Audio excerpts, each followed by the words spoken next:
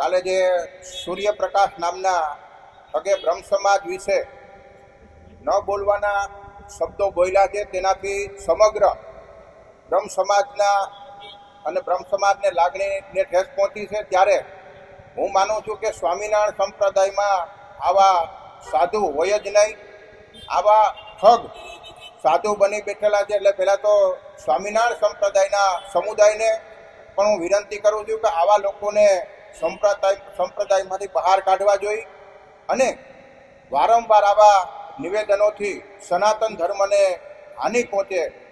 અને કાલે આનો જડબાતોડ જવાબ ત્યાંને ત્યાં જ આપણે અનિરુદ્ધભાઈ દવે કચ્છમાંથી આપ્યો છે અને સમગ્ર ગુજરાતમાંથી બ્રહ્મ સમાજના વિવિધ આગેવાનોએ પણ આપ્યો છે. ત્યારે હું માનું છું કે આવા લોકોને બ્રહ્મ સમાજના કાર્યક્રમોથી દૂર રાખવા જોઈએ, બ્રહ્મ સમાજના કાર્યક્રમોમાં બોલાવા જ ન જોઈએ. ત્યારે સંસ્કૃતમાં પણ કીધું છે કે બ્રાહ્મણમ નૈવ ભિક્ષંતિ શિક્ષયંતિ ગ્રહે ગ્રહે. બ્રાહ્મણો ક્યારેય ભીખ માંગતા નથી, પરંતુ આવનારી પેઢીને, આવનારા યુવાનોમાં, સંતાનોમાં સારા સંસ્કારોનું સિંચન થાય એટલે બ્રાહ્મણોને બોલાવી અને સ્વસ્તિ પુણ્ય વાચનના માધ્યમથી પોતાના સંતાનો સારા બને માટે સંસ્કારોનું સિંચન કરવામાં આવતું હોય છે. ત્યારે આવા ઠગના માતા પિતાએ પણ મને એવું લાગે છે કે એનામાં સારા સંસ્કારોનું સિંચન નહીં કર્યું હોય. માતૃપિતૃ કૃતાભ્યાસો ગુણિતા મેથી બાલક ન ગર્ભચ્યુતિ માત્રના પુત્રો ભવતી પંડિત.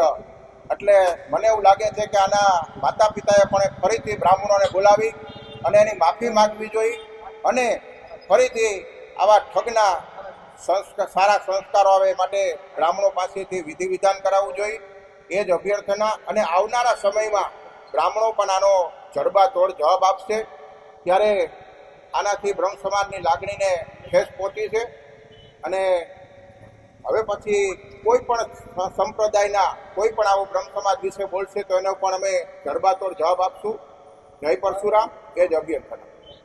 વારંવાર સનાતન ધર્મના ઉપર જે પ્રહારો થઈ રહ્યા છે સ્વામિનારાયણ સંપ્રદાય કે અન્ય સંપ્રદાય દ્વારા વારંવાર થઈ રહ્યા છે, જ્યારે આ સંપ્રદાય એવું કીધું છે કે ભાઈ હિન્દુ છી જ નહીં. ભૂતકાળમાં એણે કોર્ટમાં એવું લખાણપૂર્વક કીધેલું છે, એટલે એ દેવી દેવતાનું વારંવાર અપમાન કરે છે અને કાલે તો એણે હદ હટાવી નાખી છે.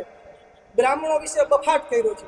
સનાતન ધર્મના મૂળ જે કોઈ હોય તો બ્રાહ્મણ છે એના વિશે એણે ખૂબ બફાટ કર્યો છે. સમગ્ર બ્રહ્મ સમાજમાં એનો બહુ જ રોષ છે.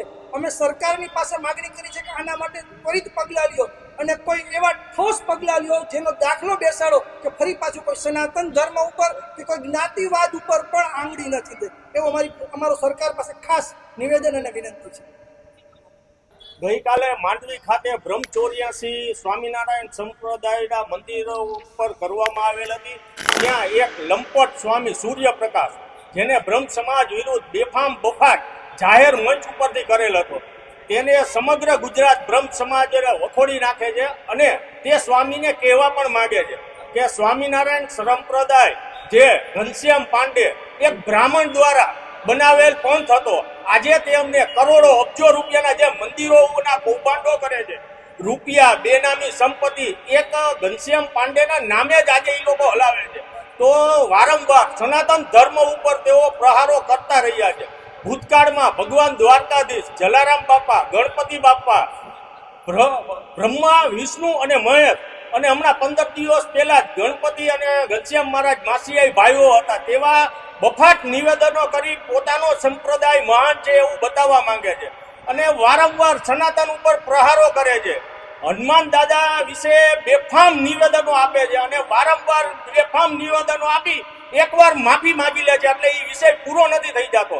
હવે તો એવું લાગે છે પોતાના ધર્મનો પ્રચાર કરવા માટે સનાતન દેવી દેવતાઓને ઈરાદાપૂર્વક ટાર્ગેટ કરવામાં આવે છે. આની વિરુદ્ધ સરકારે પણ કડક પગલાં લેવા જોઈએ અને દરેક સમાજે પણ વિચારવું જોઈએ.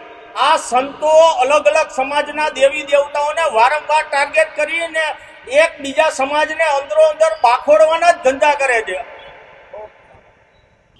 એટલે આમ તો સમસ્ત હિન્દુ સમાજે આનો વિરોધ કરવો જોઈએ. બ્રહ્મ સમાજ દ્વારા વિરોધ કરવામાં આવી નથી, પણ બ્રહ્મ સમાજ લોકોને સમજાવવા માંગી રહ્યું છે કે સ્વામિનારાયણ સંપ્રદાય નામનો સ્થાપના એક બ્રાહ્મણે કરી હતી.